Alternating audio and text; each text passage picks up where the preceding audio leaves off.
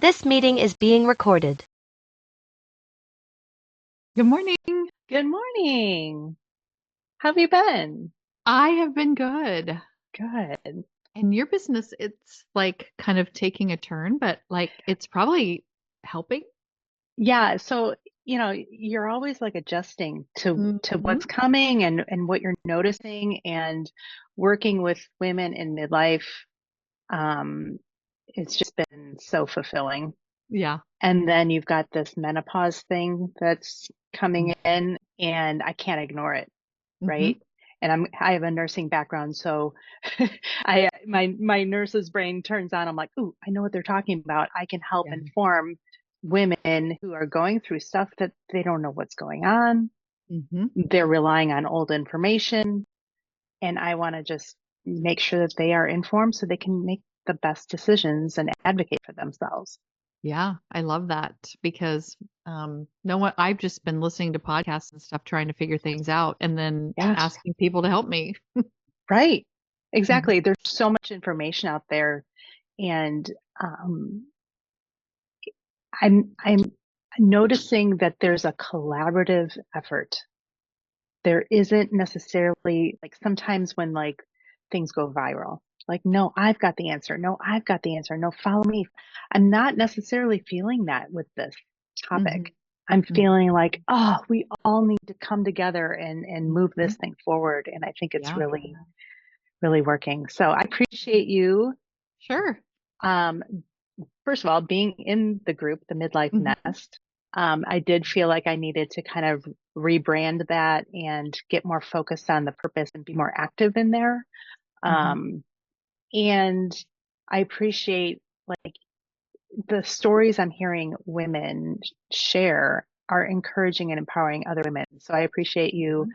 coming on here and sharing your story. Yeah. So let's This just is jump right into important. it, if Yeah, you don't mind. sure. Yeah. Maybe just introduce yourself real quick and then tell us where you are in your midlife journey. Okay. Well, I'm Cynthia Kofel. I live in Topeka, Kansas. I've lived in Kansas my whole life, and I'm 56. I think that's important when you think about like Mm. where people are or what ages things happen. And um, in my midlife journey, I think, well, I heard this once and it seems weird to me, but I think this might be correct language. Menopause is the day that it's been a year since you had your period, your last period, and then every day after that is post-menopausal. So Yes, I think that's really weird that it's like a one day thing. But right. I am then, if that is the case, then I am two 2 years, 2 months post-menopausal. Okay. And I've been having my first sign of it was before I turned 50, right around the time I turned 50, I started having hot flashes that um, they were just all over the place. Like I'd have them a whole bunch of times in one day and night, and then I would only have them in the day, or I would only have them in the night, and then 3 months would go by and I didn't have one, and then I'd have a whole bunch more, like so that was really weird. But I've never well, there was at the beginning, there was like a 3 to 6 month time that I didn't have them, but when they started back up again, I have had them at least one a day since that, and that's been like 6 years now. And, Wow. they say that possibly the hot flash thing is a 10-year thing. So maybe, most people experience up to 10 years. So I just keep telling myself, I only have 4 more years left. Um, and I'm not somebody who sweats a lot, and so I get hot, it's uncomfortable, it wakes me up, or I'm in a meeting like this and I'm fanning myself, Hmm. but I haven't tried to do anything to stop them just because that wasn't my main concern when I started going through this process. So, um, I have friends that like literally sweat down their face, their makeup is gone, whatever, and I totally get Mm. when they're like, Mm. I'm done with this. Yes. I just get uncomfortable for a short time and it's over. So, Hmm. and I don't like waking up at night, but Yeah. I haven't tried to do anything about that yet, but I guess your your original question was, where am I in this, journey? Yeah. And I feel like I don't know how long what you call postmenopausal. I don't know if you ever just become so old that it isn't anything. I don't know. I mean, that part I'm Mm, kind of confused about yet, yeah.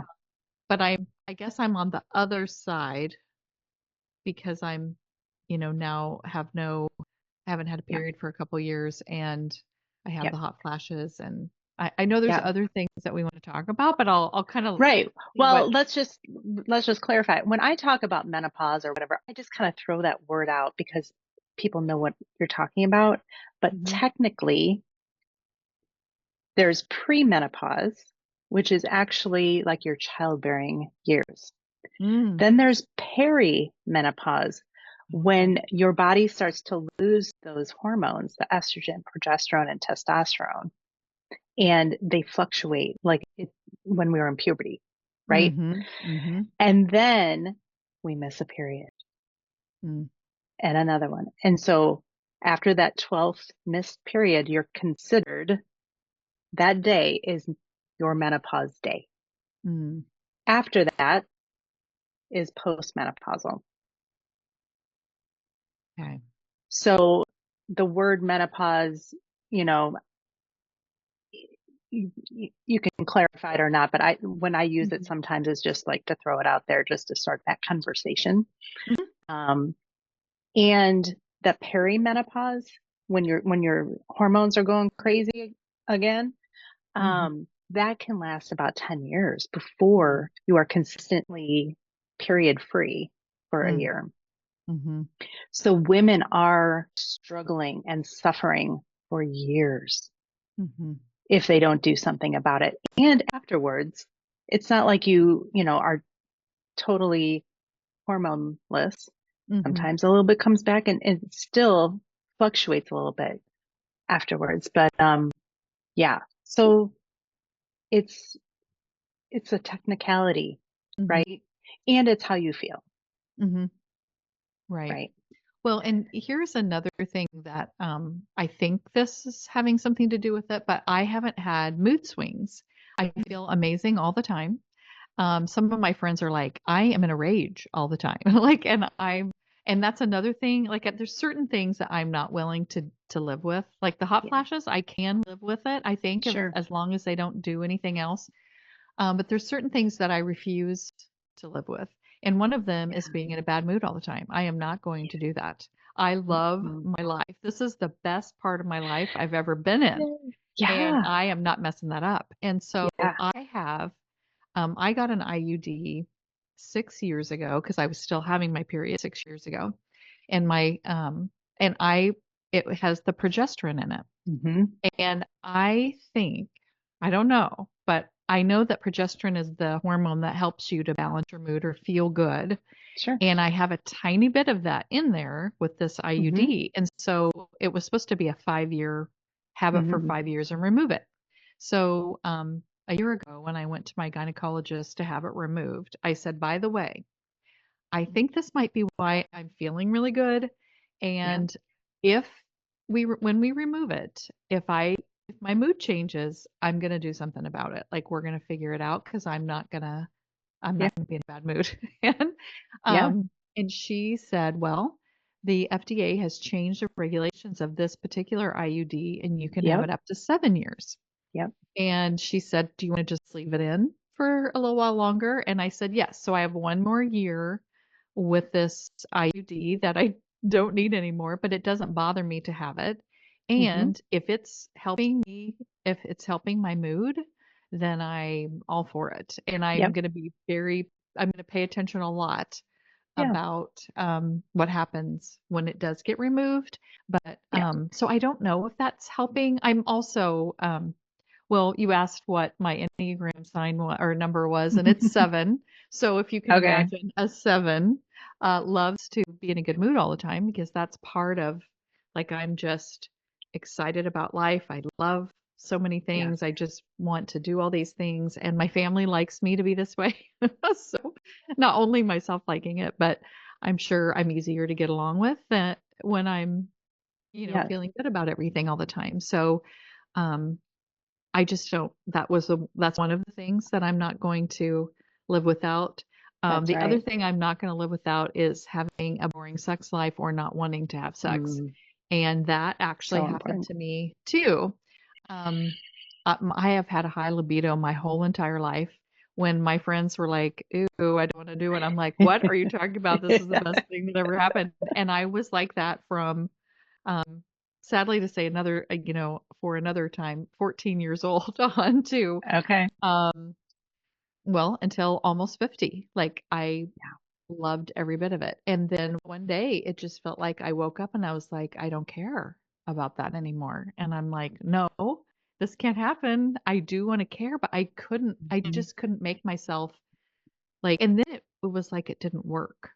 And Mm, and I want to talk about this because I was trying to find information about this everywhere when this was happening, and I couldn't. yeah. I had to go on Facebook pages as anonymous member or whatever because I didn't want anyone to know why I was asking this, or like somebody might say my name or whatever. But now I'm like, I have the answer, so I want people to know. But um, it was like it was numb. And like it was so annoying. It just was not Yeah. working. And then we wouldn't want to do it because it was like, well, who cares? And I mean, it was terrible. And I hated all Yeah. of it. And I felt sad for my husband because he was like, I miss the old stuff. And I said, I miss it Hmm. too. And we're going to fix this and we're going to figure it out. So I heard on a podcast that you could take testosterone. Yep. And I hadn't thought about that before. And I thought, oh, well, that totally makes sense. And so my a gynecologist that I had been going to that said I could keep my IUD, she said, oh, no, we would never prescribe testosterone. And I thought, okay, I've got to figure out who can help me. And so I went to that Menopause Society website Hmm. for the people who are certified or Right. understand menopause. And I found a doctor about 20 miles away. At that time, there were nobody in Topeka. Now, my friend has just told me recently that there is a couple that have become certified or Mm, maybe moved to Topeka since I sure. looked. But I went about 25 miles away and I told her about it, and she was like, oh, let's try it. Yeah. And it is amazing. I am so excited about it. And it's just like a cream. I get it from a compounding pharmacy. Yeah. It's And with the blue top and you just yes, I click it. just Yep. twist it, I click have it that too. one time, Yep. and it is I'm telling everybody. Now, some of my friends are like, "Well, I don't care about that," and because everyone has their own things that they want to fix in Yeah, menopause, and I think for that's sure. totally fine. And that's what I've decided is that there's going to be certain deal breakers, like I am not doing these things, and Yes. I am going to do these things. And so that was my number one goal was to fix that problem, and I did. And I'm so excited about it. Now I do have to have blood tests quite a bit because, Mm, when it's compounding, like they're just mixing things up and then they have to see how does it affect you. And hmm. they had to do some blood tests ahead of time because there's some things that could have maybe made this not work for me. So they Hmm. looked through all of that stuff and they said, well, it should be able to work, and it does. And the last blood test I had, my testosterone's getting too high. Yeah. So we're just adjusting how Yeah. often I do it or how Right. much, and then I'll be tested again to see. But I have had no ill effects from it. It Hmm. only good things, and Yeah. I just feel like I want everybody to know. And I just I was telling my daughter who's 34, oh my gosh, you should you have to know this for when the time comes or whatever. Right. Yeah. I Yeah. didn't even know it was a thing. Yeah. I love how you are naming your deal breakers, Hmm. right? You're saying, okay, if I lose this, then I got to do something about it, Hmm. right? I can handle the hot flashes, but this I can't. So I love that. And I think every woman should evaluate. It's like, okay, how can I live with this? Or is this a deal breaker? And I think that can cover a lot of different areas, but Yeah. especially with this. Yeah. I have a Hmm. similar treatment story as well. I had an IUD. I had it taken out because it was, um, at that time, and it was out for a year and I still didn't get a period. So I'm like, okay, I'm postmenopausal. And I talked to a hormone menopause specialist, and she's like, well, let's put that back in for the progesterone. Mm. And then I have an estrogen patch and then the testosterone as well. And it's like the perfect combination, like Oh, a that cocktail. sounds wonderful. Yeah, Yes. Well, I'm perfect. open to more, like, I think I do want to add estrogen. I just haven't done it yet. I've had so many different things that I've had to pay for. And now that I'm self-employed, my insurance is super expensive. Mm, And, and then on top of it, just being super expensive every month, then all these procedures and medicines tests and and yep, everything, yep, I have to pay for that too because my deductible is so high. Like yeah, it's just craziness. And so I'm picking and choosing, like what yeah, and when I'll have yep, time and when I can do. absolutely. So, but estrogen is on my list as the next thing that I'd like to add Yeah, to this, but I'm good, happy where I am right now, but I do good. see the benefits of doing the estrogen Yeah, too. And I'm just so excited that it's um something we can do because for a while yeah, they were telling us that it was terrible and that we'd get yeah, cancer and we couldn't do it. And so I was like, oh no, I kind of right, wanted to see what that would do for me. And so I'm glad right. that that's kind of debunked now. Yeah, absolutely. Okay, so you're in midlife. You've lived a lot of life, right? Hmm. What has surprised you the most about this season? I don't know what I wrote on that thing, but because I remember that question, but Yeah.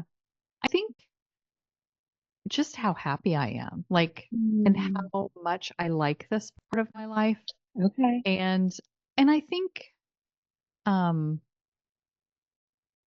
I would have not guessed I would say it was the best part of my life, but it totally is. Like at least so Mm. far. Like I don't know what else is, What you makes it know. the best? What Um are you really enjoying? I love the freedom and I Mm, love, you know, even though I'm self-employed and I work really hard at this new business, which I'm loving very much, it there is a freedom to it. If I totally have to just forget one day, scrap it, reschedule everything, and go do something else, I totally can do that. And I don't have to ask anyone. And I don't have to feel bad like, oh, I mean, I feel bad that I'm letting people down sometimes, but like, it's not like having to go to a boss and say, yeah. oh, I have to do this and then have them shame me or be mad at me or Right. whatever. I can just make those choices. And we have three grandbabies, and all of our kids live within 45 minutes of us. And so we see our own children all the time. We see our grandkids all the time. We're very involved in their lives. They very Yeah. much, well, our 2-month-old granddaughter doesn't realize who we are yet, but our 2-year-old Right. grandkids do. And they, we just love playing with them. We love having them come to our house. My husband's retired. Mm, Um, my mother-in-law lives with us, but it's just adults who live here. And so we don't have to, and she drives herself. She makes her own appointments.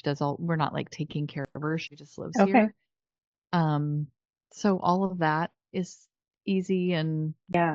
just like being able to make our own decisions, travel at different times. Mm, My husband and I were both educators, so summer was the okay. only time that you ever did anything. You couldn't do Right. anything on any of the other months.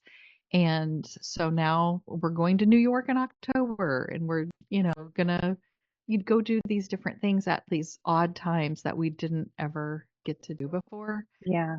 Okay. And um and my husband and I like each other, so we like being together and we like doing things together. And I don't know, I just Yeah. every bit of it is just I know who I am. I like who I am. Mm, I spent a lot of my other part of my life thinking there was something wrong with me, that I was a bad person. mm, And I was married to um and my first husband was not a good person, but I okay. kept trying to make it work. And I was married to him for 19 years. Okay. And so just leaving that situation Yeah. and having someone who is kind and good and supports me and whatever I decide to do in this business, he's like, well, sounds good. Whatever, you want to do. And I love all of that. That sounds wonderful. Hmm. Um, you've mentioned your business a little bit. What are you most proud of?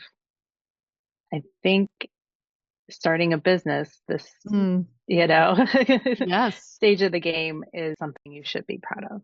Oh, well, thanks. And I am. Um, I think the consistency of it, like Mm, one of the things I used to beat myself up about in my younger days was that I just would say I'm lazy or mm, and I was never really lazy. I think the reason I was calling myself lazy is that, and I found this out through coaching, but if I didn't like to do things the way other people did them, I called it lazy. And mm, really it was me.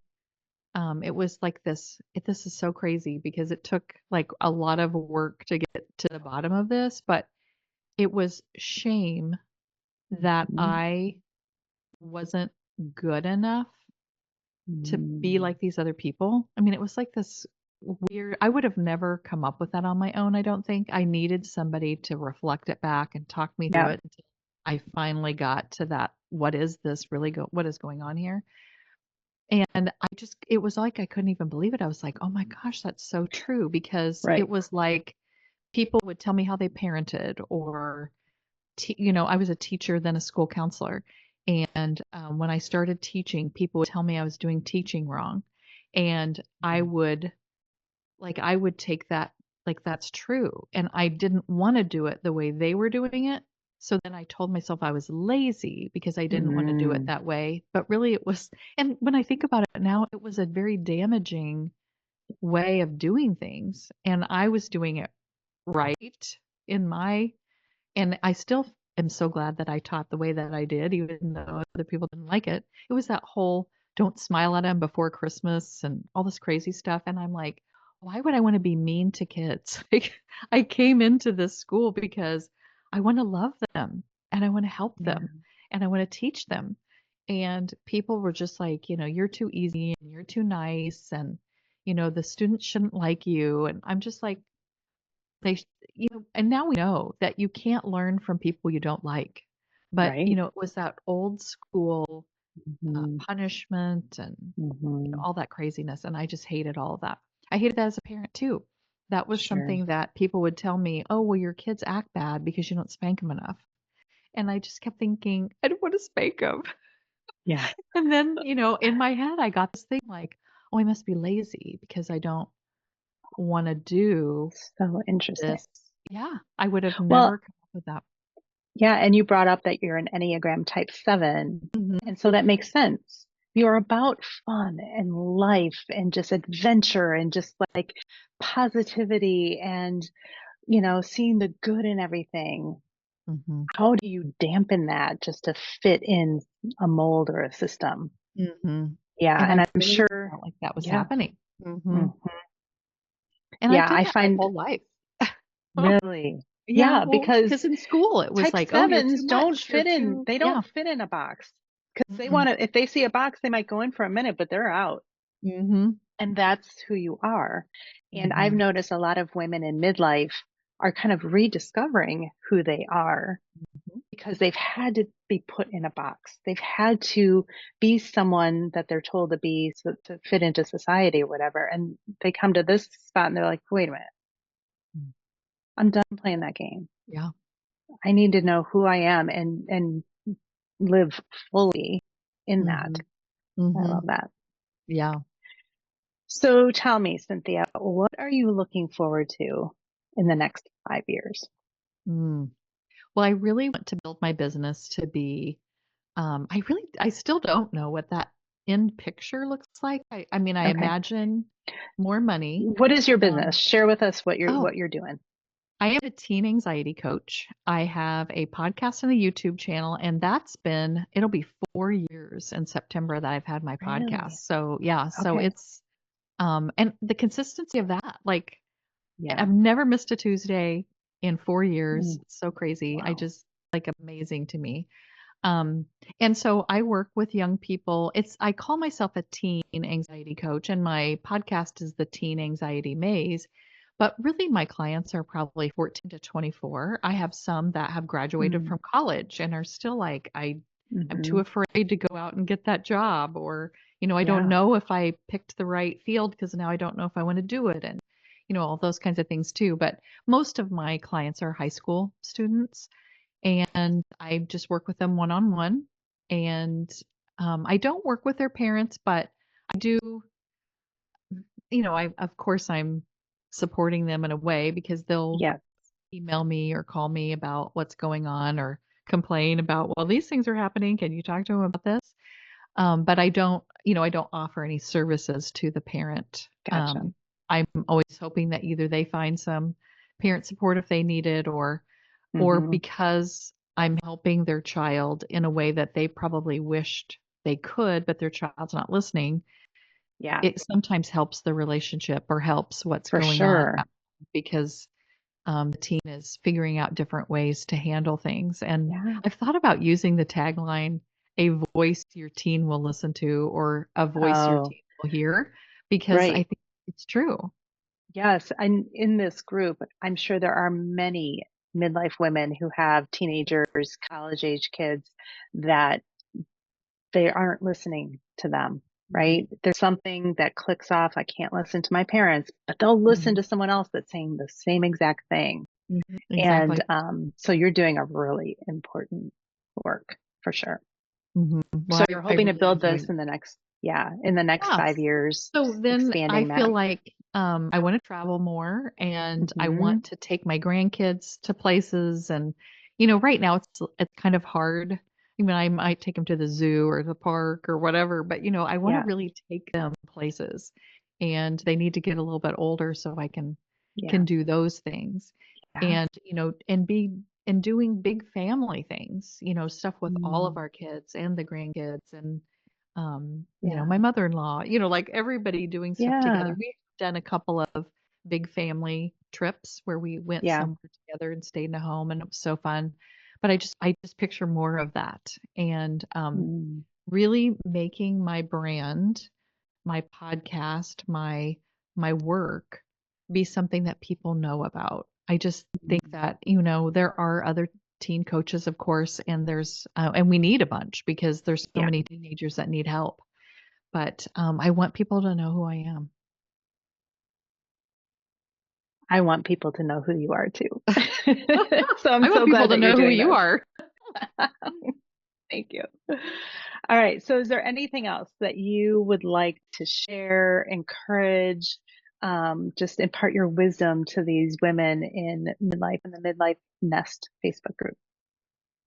Well, I have been since 50 probably, I've been thinking about this as the second half of my life.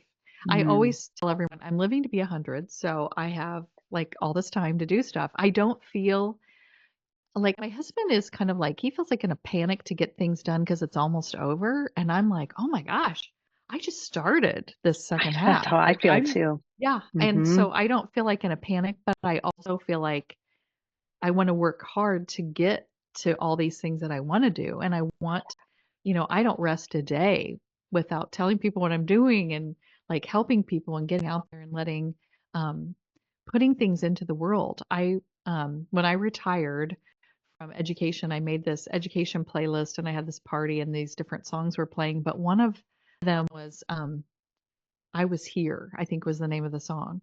And it's Mm, like that's kinda like my legacy. Like, I want people to know I was here. I did these mm, things. I created this stuff. I was here for good. And I just want people to know that. yeah. And so all of you, everyone can Hmm. create that for yourself. Like, you have this second half Mm, of your life. I kind of feel like I just graduated from high school and yeah. now it's time to do the thing. And Yeah. I'm ready to do it. And I just this is such a fun time, and you can make it whatever you want to make it. So do it. Love it. I love it. Mhm. Thank you so much for sharing your story and your experience and your enthusiasm. And I feel like the women that will listen to this will have hope and they'll have an example of what life can be. They don't have to dread it. I was talking to someone who's another coach and talking about the whole midlife thing. She's like, I'm in denial. I don't want to deal. I'm like, oh, you don't know what you're missing. This to me, it's the good part. This You is a have more privilege to be freedom. this old. It is. Mhm. And yet you don't feel that old, No, right? not at all. And a whole like midlife, I've been actually doing some research about midlife. When does it start? When does it end? What is defining it? Is it a chronological age? Is it the way you feel? Is it because there's a lot of women in their late 40s who still have kids in elementary school. Yeah. And there's some women in their late 40s who are grandmas, Yeah. and so what is the criteria? And maybe we need to redefine it. Yeah. Well, I think we are. And I think so too. I think just talking about it, and I love that you have this space for this because it's so needed. And that's why I was like, oh, I have to jump into this and be involved I'm so because this glad you is did. like so good and exactly what I want people to know. Yeah. Thank you so much. Yeah. And I look forward to interacting with you in the Facebook group. And Yes, I I'm going need to to go take do a that listen to your more. podcast because I love podcasts. But yeah, there's so much good stuff out there. So thank you, Yeah, Cynthia. definitely. Yeah, thank you and good luck with